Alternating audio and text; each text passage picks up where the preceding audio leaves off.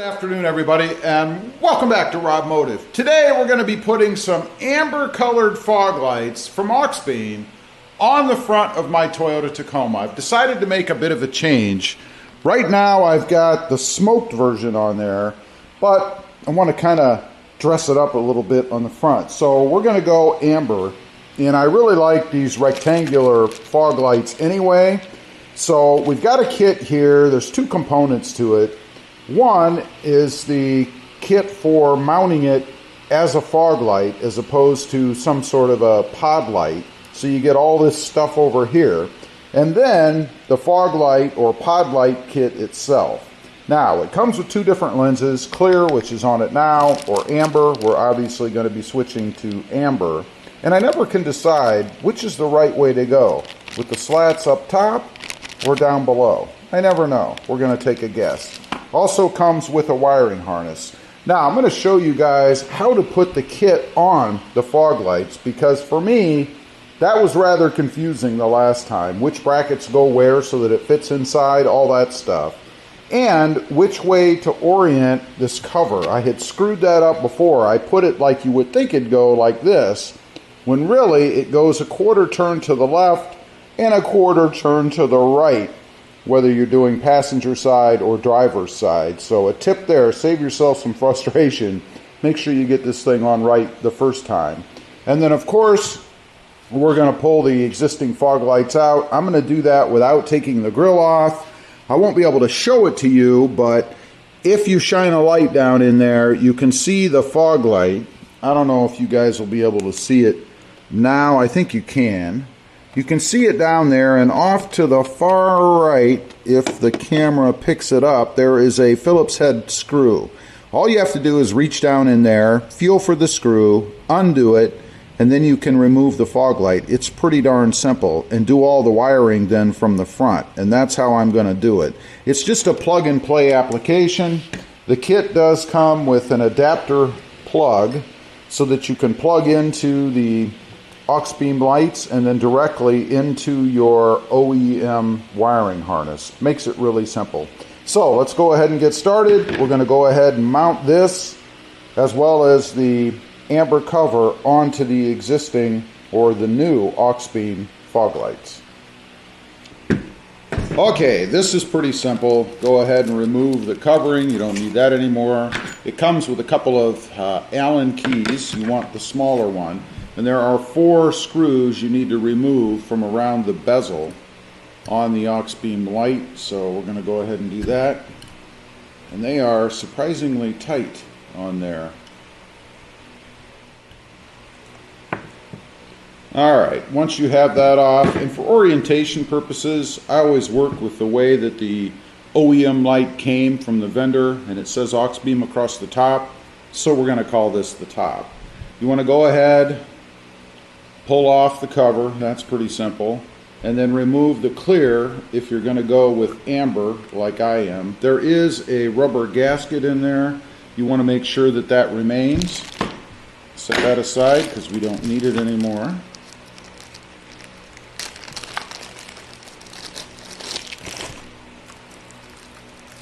Well, these are like hermetically sealed, I think. It's good that they take the time to do it. Now, this is where I always get confused. Do the ribs go at the bottom or do they go at the top? Good question, and I don't really know. If anybody out there does, leave a comment, let me know. Top or bottom? Alright, I referred to Auxbeam's website and they show the ribs, and I'm talking about these. If you can see the lines that go up and down on the bottom. So we're going to go with the way they do it. We're going to put those on the bottom. Now, before you tighten this thing back down, this is something I would do. Don't forget to go ahead and put your bezel on. Now, we're going to start with, I think probably the driver's side. We're going to start with the passenger side, actually. So I want the bezel to be turned 1 turn to the left. Like so. So it should look like that.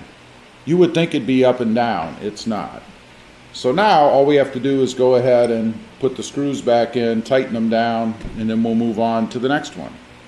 Next up, you want to mount the brackets on the sides. There are 2 screws, one on each side, and unfortunately there's 2 holes. I'm trying to remember, I think it's the bottom hole, but I'm not positive of that, but we're going to go with that it is the bottom hole, and then I'll test it to be sure. But you want the bracket that looks like this, and you want the 2 arms, if you will, or points on the outside. So for orientation's sake, you can see it looks like this. So let me go ahead, remove this screw.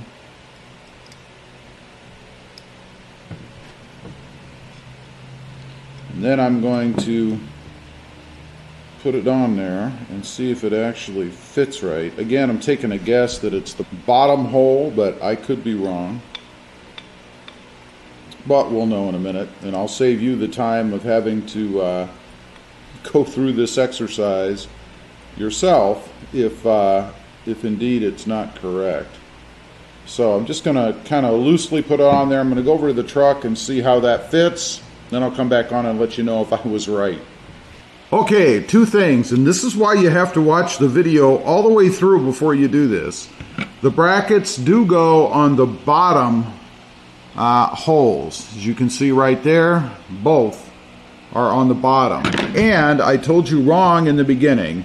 The bezel that you're putting on needs a 1/4 turn to the right, not the left, for the passenger side, and then the left, not the right, for the driver's side. So this is the passenger side. It should look like this. Notice how it sticks out further on the right, and the Auxbeam wording is facing the driver's side. So it's going to go on like this. This one is wrong. The Auxbeam light, or the Auxbeam emblem or name there, should be on this side, not the right side. This is for the driver's side. So I'm going to go ahead, correct that, get the brackets put on the driver's side, and then we're going to get them in the truck. Okay, we ran into a little problem that added about an hour's worth to this install. When I plugged the wiring splicer into the line, the lights would not work. So what I did is I cut off the ends from the fog lights I had in there, in essence ruining them, and spliced that end, which is, let's see, plugged in right here, into the end of the wiring harness kit that came with the system right here. The ends were on here. I cut them off so I could come up with these ends that would then plug into the fog lights themselves. I tested the system. It does work. What a bummer. So something was wrong with these little pigtail things, whatever you want to call them. Extensions, adapters, I guess they're cable adapters. I don't know. They didn't work. So that was garbage.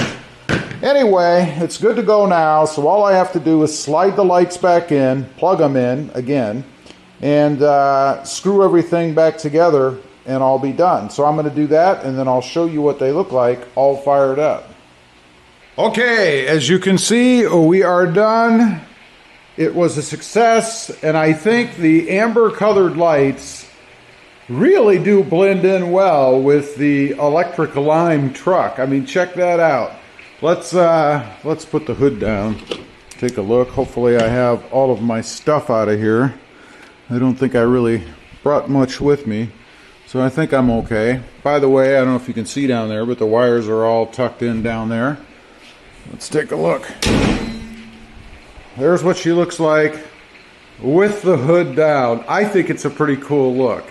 And then if you turn the lights off, let's do that real quick just to let you guys see what it looks like with everything off.